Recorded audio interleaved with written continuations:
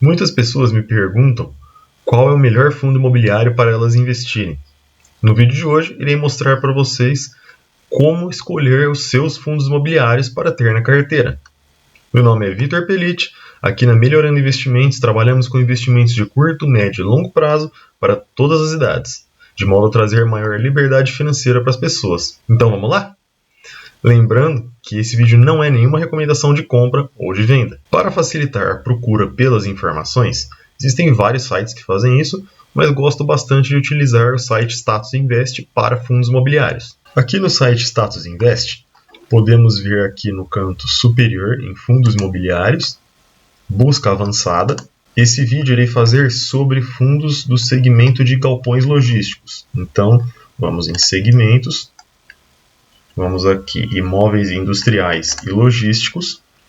No filtro de gestão, iremos pegar apenas gestão ativa, que nos fundos imobiliários já se provou ser melhor do que a gestão passiva. Nos filtros, iremos colocar pelo menos 1%, 1% de dividend yield, apenas para tirar os fundos que não pagam dividendos. Número de cotistas, não queremos fundos com poucos cotistas ou terá pouca liquidez, será um fundo mais difícil de investir ou de desinvestir, caso seja necessário. Então, pelo menos 10 mil cotistas. Com o patrimônio, vamos colocar pelo menos 1 milhão, 10, 100, 1 bilhão de reais de patrimônio. Liquidez, iremos colocar pelo menos 1 milhão de reais de liquidez diária e vamos fazer a busca. Temos aqui agora 1, 2, 3, 4, 5, 6, 7, 8 fundos imobiliários, todos atendendo esses requisitos, apenas do setor de logística. Agora, as informações que iremos precisar, coloquei aqui numa tabela as informações que estão no Status Invest com o SI em cima e relatório gerencial com o RG em cima. Então, dividend yield, o preço por valor patrimonial, o dividend yield no patrimonial, que é o dividend yield vezes o preço sobre valor patrimonial, o percentual de alavancagem, o percentual de contratos atípicos, quantidade de imóveis, o percentual do maior inquilino, vacância física, WALE ou out, que é o vencimento médio dos contratos em anos, e o crescimento dos dividendos em 3 anos e o crescimento dos dividendos em 5 anos, para podermos fazer a avaliação dos mesmos.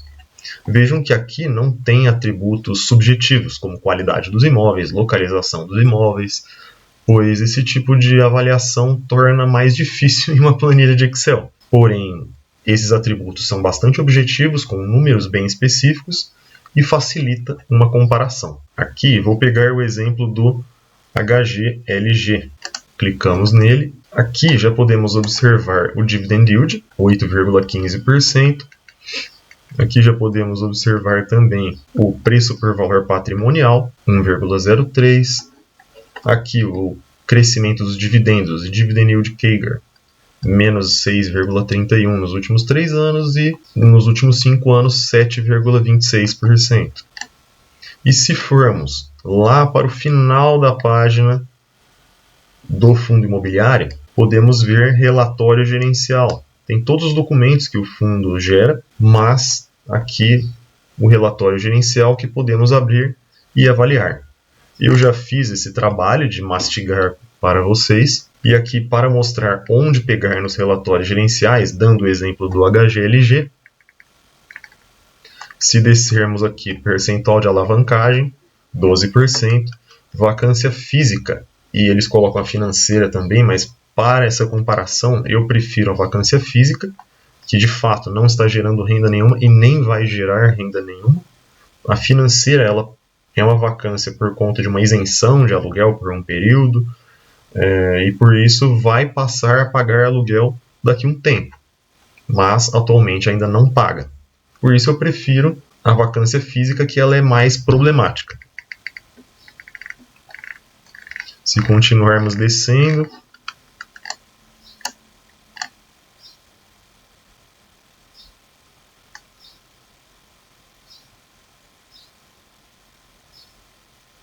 Aqui eles colocam os ativos imobiliários, então fazendo a contagem deles, temos a quantidade de imóveis que tem no fundo.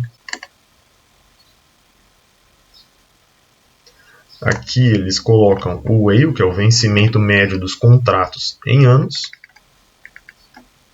Aqui a exposição por locatário, então podemos ver o percentual do maior inquilino. Evidentemente que percentuais muito grandes de exposição em um único inquilino é um risco também, caso dê um problema com aquele inquilino. E tipologia dos contratos. Aqui o percentual de contratos atípicos, que nada mais é do que contratos que, se o inquilino decidir sair, ele precisa pagar todos os aluguéis que ele teria que pagar até o fim do contrato.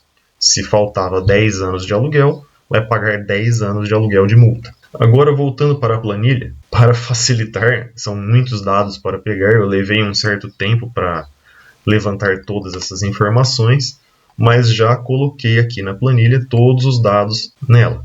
Tem alguns dados, como do VILG, a vacância física eu não encontrei, só encontrei a vacância financeira, então deixei em branco. E o WALE ou WALT também não encontrei no LVBI, então eu também deixei em branco.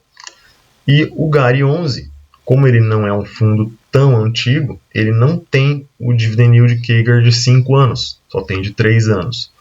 Por isso também deixei em branco. E para fazer a pontuação, eu coloquei um ponto para os 4 primeiros, como são 8 candidatos, eu coloquei para os 4 primeiros, que é a metade em cada requisito, e tirando um ponto de alguns critérios que eu acredito que são bastante problemáticos, como por exemplo, a alavancagem acima de 20%, que acredito que começa a ficar um pouco difícil de o gestor conduzir uma alavancagem tão alta. Dá para conduzir, mas devido a maior dificuldade e maior risco, eu acredito que tem que ter mais cautela, ou se a alavancagem for maior do que o percentual de contratos atípicos, pois uma alavancagem que tem contratos atípicos vinculada a ela é um pouco mais segura. E o percentual do maior inquilino não passar de 25%, pois mais do que 25% de exposição em um único inquilino, se ele sair, imaginem o impacto que isso terá na renda do cotista. Então,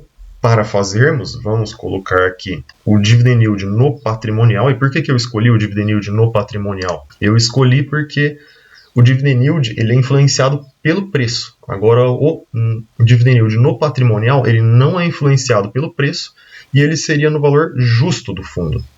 Então, se o fundo hoje está descontado e você compraria, mas no valor justo dele, ele tem um dividend yield que te agrada também e você também compraria, eu considero bom. Então aqui, quanto maior o dividend yield no patrimonial, melhor. Então vamos pegar os maiores. O preço por valor patrimonial, quanto menor, melhor. Então vamos pegar os 4 menores. A alavancagem, quanto menor a alavancagem, mais seguro o fundo imobiliário. Então vamos colocar aqui os 4 menores. Contratos atípicos. Existem prós e contras, mas no geral eu gosto bastante dos contratos atípicos, pois trazem maior previsibilidade para o cotista. Então vou colocar ponto positivo para os maiores. Quantidade de imóveis. Evidentemente, quanto mais imóveis existir no fundo, maior diversificação ele terá. Então, ponto positivo para os maiores. Percentual do maior inquilino. Quanto menor o percentual do maior inquilino, mais saudável o fundo é, mais diversificada a renda. A vacância física. Quanto menor a vacância, melhor para o fundo. E aqui o vencimento médio dos contratos, o WALE ou WALT.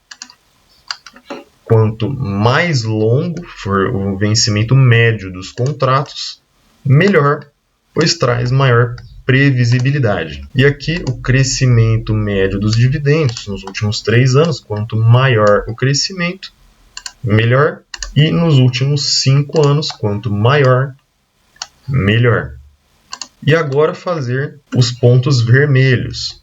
Aqui, como vocês podem ver, temos o VILG, que ele tem 15% de alavancagem e 9% de contratos atípicos. Então, mais alavancagem do que contratos atípicos, isso eu considero um risco. Então, coloquei como vermelho. E o GARI tem 23% de alavancagem. Ele tem mais do que 20%. Eu também considero isso um risco. E o GARI também tem um percentual do maior inquilino de 28%. Então, para um fundo que tem esse tamanho de R$1 bilhão de patrimônio, pelo menos 25 imóveis, eu considero realmente um risco ter 28% da renda vinculada a um único inquilino. E agora seria simplesmente fazermos a soma da pontuação. Então, por exemplo, no BRCO, 1, 2, 3, 4, 5, 6 pontos, e assim por diante. Eu já fiz essa somatória apenas para facilitar aqui no vídeo, e o ranking final com essas características ficou em primeiro lugar GGRC com 7 pontos e 3 empatados em segundo lugar, o BRCO, BTLG e LVBI com 6 pontos. Então aqui nós já temos 4 candidatos que eu acho interessante, tenho pelo menos um deles na minha carteira e acredito que para lermos o relatório gerencial de forma mais detalhada, é bem interessante pegarmos, não dos 8, porque fica um pouco trabalhoso, mas pelo menos desses 4 maiores, ou pelo menos dos mais bem pontuados, para assim podermos selecionar qual fundo imobiliário consideramos mais seguro, mais rentável, mais aderente ao nosso perfil e à nossa situação de vida atual. Como vocês podem ver, é muito interessante fazer esse ranking, mas vocês não devem se basear apenas nele para tomar a decisão. Sempre verifiquem o relatório gerencial antes de tomar qualquer decisão de investimento. Mas acredito ser um bom norte para ajudá-los a filtrar os mais adequados fundos imobiliários. Eu tenho um desses fundos imobiliários citados aqui no vídeo na minha carteira. Me conte vocês. Vocês têm algum desses fundos imobiliários na sua carteira? Se você gostou desse vídeo, se inscreva no canal para me ajudar a fazer mais vídeos como esse. Muito obrigado e até o próximo vídeo.